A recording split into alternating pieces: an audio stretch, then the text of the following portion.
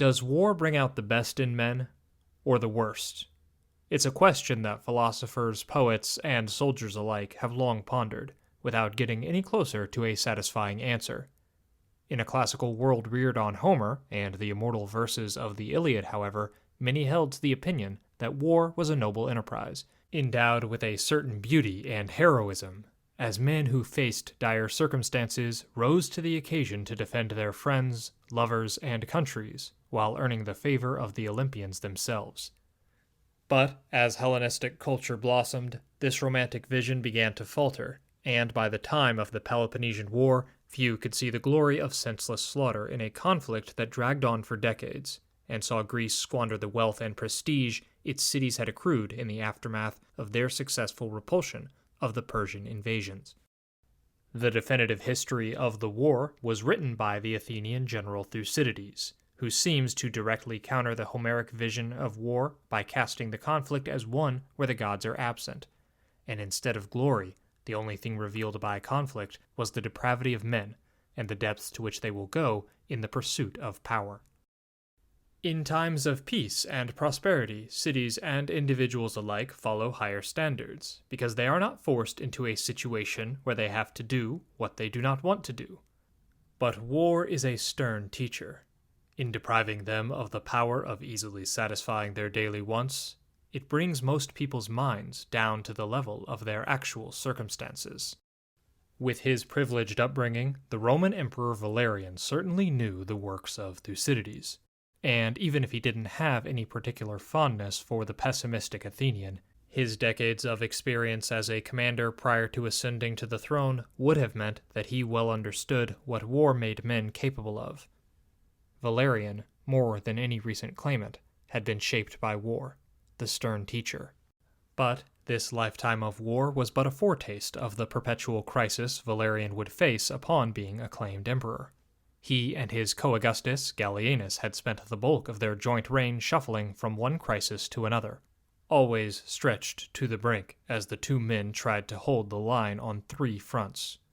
The imperial titles that Valerian had fought Aemilianus to obtain had brought him wealth and power, yes, but one can only imagine the immense mental and physical toll that the position was taking on a man in his 60s, well past the prime of life in the ancient world.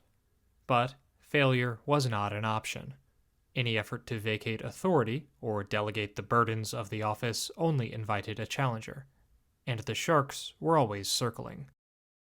It was thus the policy of the imperial house in this period to always prioritize internal threats over foreign armies, the thinking being that invaders could never threaten the emperor himself, and that the brunt of any incursion would be felt by those in the provinces, while conversely, a usurper sought to inflict as little harm as possible on Roman civilians, but aimed to extinguish the ruling dynasty down to the youngest male member. In the words of Herodian, "What profit was there in killing barbarians, when greater slaughter occurred in Rome and the provinces?" Aside from the tragic fate of Decius, emperors felt that the chief threats always came from other Romans. An outsider, of course, was hardly capable of bringing down an emperor. One wonders if Valerian got a single good night's sleep during his entire 7-year reign, and how often he feared a dagger concealed under the toga of those he met. In this era of uncertainty, one could never be too careful. Foreign enemies abounded, but at least they did not wear the cloak of friendship. However, the fact that the tribal confederations raiding Roman territory, or the grand Persian armies amassed in the east were never subtle about their intentions, made them no easier to confront. Despite shifting away from the famed heavy infantry that had won Rome its vast dominions by embracing elite cavalry to increase the army's mobility and responsiveness, simple math made it impossible for the two Augusti to contain foreign incursions on the Rhine, Danube, and in the east without delegating significant authority to a subordinate, and thus inviting the rebellion that they feared more than any foreign foe. To resolve this grand paradox, Gallienus's eldest son, Valerian the Younger, was elevated to the position of Caesar in 256. This strategic move solidified the dynasty by stretching it across 3 generations, and marking out a clear heir who could rise to the position of Augustus once Valerian was no longer on the throne. Given his advanced age, this was something many would have anticipated to occur within the decade at the latest. But, more significantly, naming a third member of the Imperial College allowed for an army under imperial oversight to be stationed permanently on the Danube, meaning that all three trouble spots were well garrisoned. Unfortunately, Valerian the Younger was still too inexperienced for a command of this magnitude, so the popular general Ingenuus was assigned to serve as a teacher and help mentor the young Caesar, while also ensuring the solidity of the frontier defenses. This enormous responsibility indicates that Ingenuus was held in the highest confidence by Valerian and Gallienus. He had to be. A trusted friend was hard to find in these times, and Ingenuus was a cherished ally of the imperial house. After the elevation of Valerian the Younger, the system looked perfect on paper, but though armies were now positioned on the Rhine, Danube, and eastern frontiers, the emperors were soon to discover that there was more to stopping the incursions than simply deploying soldiers to the right places. The Pax Romana was over. It was not the lack of Roman soldiers which had encouraged the raids on imperial territories, but the lack of Roman victories that spurred them on. Rome was a paper tiger, and its reputation of invincibility, that once cowed so many foes, had evaporated. Until that changed, nothing would change. As a result, the latter end of Valerian's reign was marked by the same series of spiraling crises that had seen him shuffle from one end of the empire to the other since he first donned the purple in 253. For he was not the only one capable of innovation, or adapting to circumstances. Perhaps to counter the strengthened Roman defenses, Gothic raiders adopted a bold new approach and took to the seas, launching unexpected maritime incursions that penetrated deep into the wealthy provinces of Bithynia and Pontus. Valerian, who was then residing in Antioch, marched north with a relief force in an effort to intercept the raiders. Yet, the mobility of these expeditionary bands, combined with Rome's diminished capacity for rapid maritime response, ensured that they withdrew with substantial plunder before imperial forces could respond. Again, he was surprised by the capabilities of those he thought below him. And the Augustus was once again on the move. If you're enjoying this video, please do us a favor by liking, commenting, and subscribing.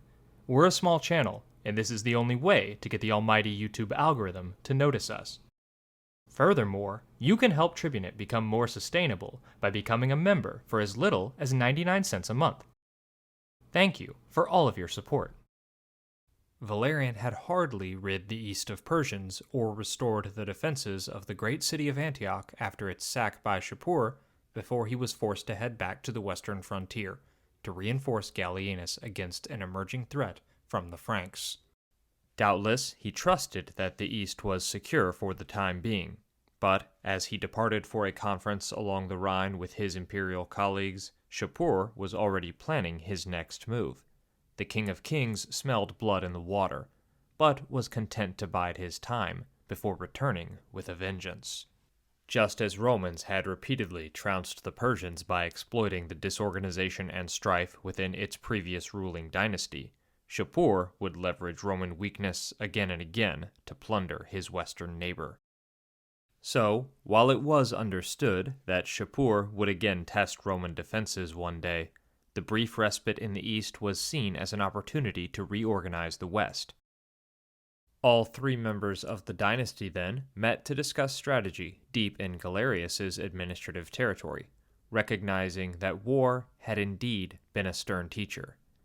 And they attempted to hammer out a united vision for addressing the polycrisis that had gripped Rome for a generation. Valerian was determined not to let the luxury of higher standards impede what he viewed as the necessity of a swift approach that was mindful of actual circumstances. It was at this pivotal conference, perhaps, that Valerian put forward his proposal to restore religious unity within the empire by stamping out the non-believing or atheist religious movement known as the Christians. Strange as it seems to us, this was not an ephemeral spiritual battle, relegated to the realm of men's consciousnesses, but to Valerian, a real material concern. This strange cult had grown exponentially in recent years, and drawn the ire of conservatives because it spurned traditional Roman notions of morality and conformity, challenging the civic ideology that formed the backbone of Roman society and undergirded all authority, from the power of even the lowliest paterfamilias to the position of the emperor himself. While earlier emperors had tolerated local persecutions or backed the use of force to compel conformity in religious dogma, Valerian was unique in making it a specific goal to wipe out the Christian movement entirely. This was a dramatic about-face from not just the standard imperial approach to Christians, but even his own toleration of the church during the early years of his reign. So much so that senators couldn't believe the contents of his edict when it was first read to them, and asked for clarification, as it seemed far too severe and out of character. This significant change, combined with the severity of the policy, illustrates that Valerian considered the destruction of Christianity to be critical to the well-being of the state and his regime. To him, this was a war against forces that threatened the state, no different in material implications than the wars against outside invaders. Thus, anything was justified to bring about his desired ends. The Roman world would see what he was capable of, and the bodies he was willing to pile up to punish all who stood against him. To us, the policy looks megalomaniacal, but the persecutions should not be understood as a haphazard gesture of cruelty, or a display of power driven by his own ego and desire to be worshipped. Rather, Valerian felt that recent Roman misfortune was the result of divine displeasure, and bringing the empire back into ritual accordance through traditional religious rites was key to reinstating the Pax Deorum, which secured divine favor for Rome.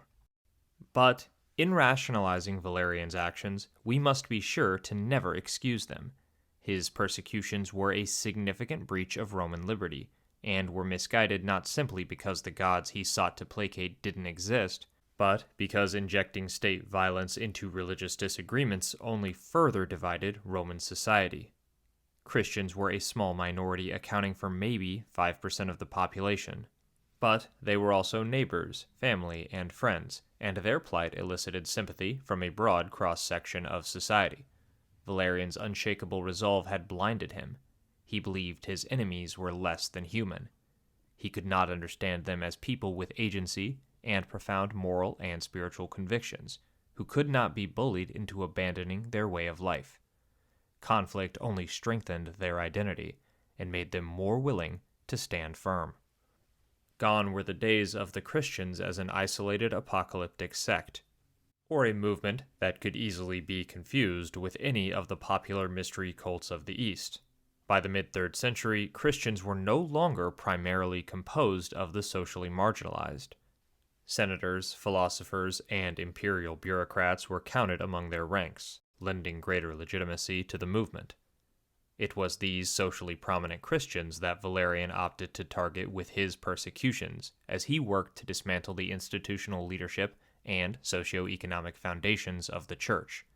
His first edict, issued in 257, required Christian leadership to perform an act of conformity to traditional Roman cult, under penalty of exile.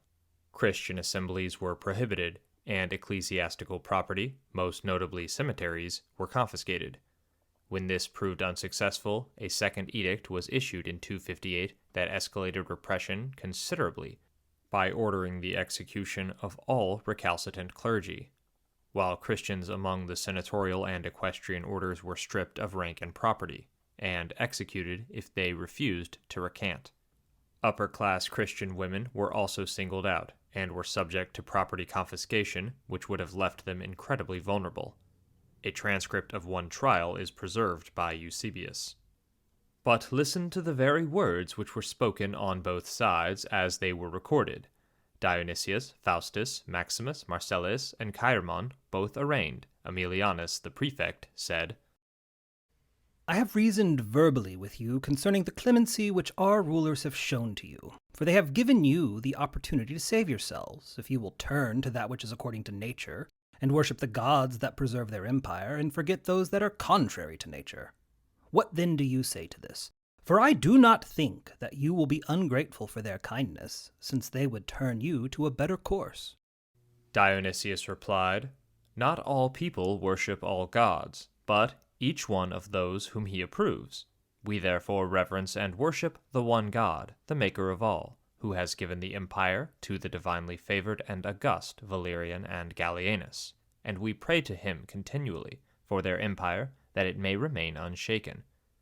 Aemilianus the prefect said to them, But who forbids you to worship him, if he is a god, together with those who are gods by nature?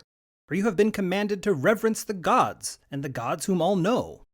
Dionysius answered, "We worship no other." Aemilianus the prefect said to them, I see that you are at once ungrateful and insensible to the kindness of our sovereigns. Wherefore you shall not remain in this city, but you shall be sent into the regions of Libya, to a place called Kephro. For I have chosen this place at the command of our sovereigns, and it shall by no means be permitted you or any others either to hold assemblies or to enter into the so-called cemeteries. An official death toll is impossible to calculate, but we know that Pope Sixtus II and Cyprian of Carthage, the bishop whose writings give us the best account of the plague that was devastating the empire at this time, were among the victims. While these members of the clergy are the most famous martyrs today, one suspects that Valerian was more concerned with the senators and equestrians who professed adherence to the new faith than he was theologians.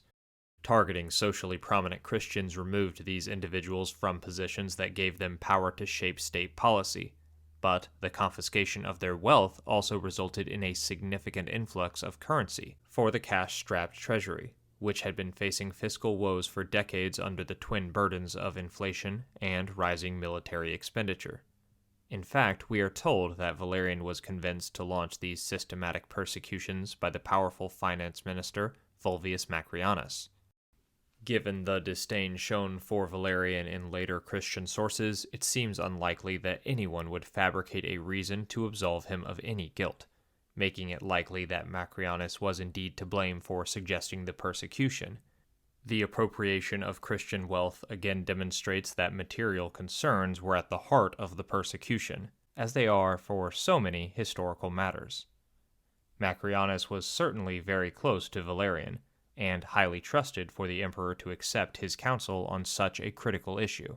So, we can at least speculate that Valerian's attempt to cast himself as a defender of piety was influenced just as much by financial strain as it was by devotion to the gods. But, as with previous persecutions, this effort also failed and only seems to have garnered sympathy for the Christians among the broader Roman populace. Romans, becoming increasingly disillusioned by the impotence of their own pantheon to correct the empire's misfortune, were captivated by those who willingly marched toward their own execution, or senators who left a life of luxury behind and accepted servitude in the mines, rather than renounce their creed. Valerian had wanted to make the Christians a scapegoat, yet all he managed to do was shine a spotlight on the Christians and make their piety more attractive. His attempt to be the man of unshaken resolve and unforgiving firmness that he felt his times demanded had backfired. His effort was a profound failure. Within 2 generations, Christianity would not just be more popular than ever before, but it would be the official religion of the imperial house. That this was not the greatest misstep of his reign underscores just how dire things would get, not just for Valerian and his family, but the entire Roman world. Shapur was once again on the march. Though chronology is very tricky at this point, the fortress city of Dura Europos, the linchpin of Rome's eastern defenses, fell to the Persians around 257, further eroding Rome's ability to protect its wealthy, yet vulnerable eastern provinces from Shapur. It was clear that a member of the Imperial College would need to address the situation personally. The glory that would come from defeating Shapur, Rome's greatest foe since Hannibal, would strongly solidify the legitimacy of the dynasty.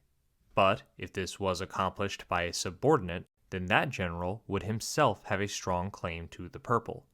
Though Gallienus was younger, Valerian opted to lead the campaign against Persia himself, assembling an army of approximately 70,000 men to defeat the Persian menace once and for all. However, things quickly went wrong for Valerian. Concentrating so many men in tight quarters led to a flare-up of the Cyprian plague, which devastated the legions and broke morale among the Romans. But the plague then attacked his troops and destroyed most of them, at the time when Shapur made an attempt upon the east and reduced most of it into subjection. When the confrontation came to a head in 260 outside the city of Edessa, the outcome was never in doubt. Shapur again triumphed over the Romans and shattered what remained of their army. Our sources are not clear on what happened next, but it seems that the survivors took refuge in Edessa and that the Persians placed the city under siege. Shapur then rebuffed all efforts at a peaceful settlement and demanded to negotiate with Valerian himself.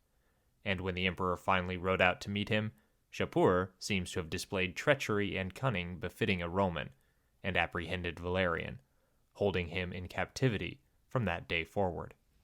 But Rome's loss was Persia's gain, and Shapur exploited the events in his own propaganda, depicting the bound emperor in monumental rock reliefs at Nakhchi-Rostam, where Valerian appears as a subdued supplicant before the triumphant Sasanian monarch. In the third campaign we attacked Carrhae and Edessa, and Valerian Caesar marched against us. He had with him a force of 70,000. We had a great battle with Valerian Caesar. We made prisoner ourselves with our own hands Valerian Caesar and the others, chiefs of that army, the praetorian prefect, senators. We made all prisoners and deported them to Persis. We possess conflicting tales on Valerian's fate in Persian captivity. The treatment of other Roman prisoners, soldier and civilian alike, that the Persians had captured during their incursions into the empire, suggest that this latest batch of Romans were held in bondage and put to work on vast engineering projects deep within Persia. But more lurid tales are better preserved, and the mysterious fate of Valerian was fertile grounds for later speculation by Christian writers, who suggested that as an enemy of the church, there was no fate too grim for this great persecutor. He, having been made prisoner by the Persians, lost not only that power which he had exercised without moderation, but also the liberty of which he had deprived others, and he wasted the remainder of his days in the vilest condition of slavery. For Shapur, the king of the Persians, who had made him prisoner, whenever he chose to get into his carriage or to mount on horseback, commanded the Roman to stoop and present his back. Then, setting his foot on the shoulders of Valerian, he said, with a smile of reproach, "This is true, and not what the Romans delineate on board or plaster." Valerian lived for a considerable time among the well-merited insults of his conqueror, so that the Roman name remained long the scoff and derision of the barbarians. And this also was added to the severity of his punishment, that although he had an emperor for his son, he found no one to revenge his captivity, and most abject his servile state. Neither, indeed, was he ever demanded back. Afterward, when he had finished this shameful life under so great dishonor, he was flayed, and his skin, stripped from the flesh, was dyed with vermilion, and placed in the temple of the gods of the barbarians, that the remembrance of a triumph so signal might be perpetuated, and that this spectacle might always be exhibited to our ambassadors, as an admonition to the Romans, that, beholding the spoils of their captive emperor in a Persian temple, they should not place too great confidence in their own strength. Valerian's final fate may be a mystery, but the generals who coveted the throne did not need to know the exact details of his life in captivity to understand that the capture of the emperor indicated a fatal weakness in the existing regime. Indeed, it would have been better for Gallienus, now the sole Augustus, if his father had died in battle instead of being reduced to servitude by Shapur. For now, instead of a slain Roman hero that could serve as a rallying cry for the dynasty, Gallienus was confronted by the fact that every breath his father drew only served to indict him as a less than filial son, one incapable or unwilling to rescue his father from Shapur's clutches. The impotence of the emperor was on full display, and, though the exact chronology is difficult to discern, rebellions soon materialized across the empire, including several usurpation attempts by those once ostensibly loyal generals, Ingenuus and Macrianus. That men once held in such high esteem by Valerian would turn against his house indicates the dire nature of these times. It was anarchy, pure and simple. A situation befitting the chaos once described by Thucydides. Revenge also was held of more account than self-preservation, oaths of reconciliation being only proffered on either side to meet an immediate difficulty, only held good so long as no other weapon was at hand. But when an opportunity offered, he who first ventured to seize it and to take his enemy off his guard thought his perfidious vengeance sweeter than an open one, since, considerations of safety apart, success by treachery won him the palm of superior intelligence. We know that by 260, Valerian the Younger was also dead under murky circumstances. Gallienus was now alone, without his father to guide him or his eldest son to serve him. As the Roman world divided into camps behind regional strongmen, and Gallienus watched his sphere of influence shrink, Valerian's heir must have wondered how things had gotten so bleak for the once mighty Roman Empire. War had been a stern teacher, and his hubris was now fading. If only he had known how much worse it was going to get, and how much more he was yet to lose.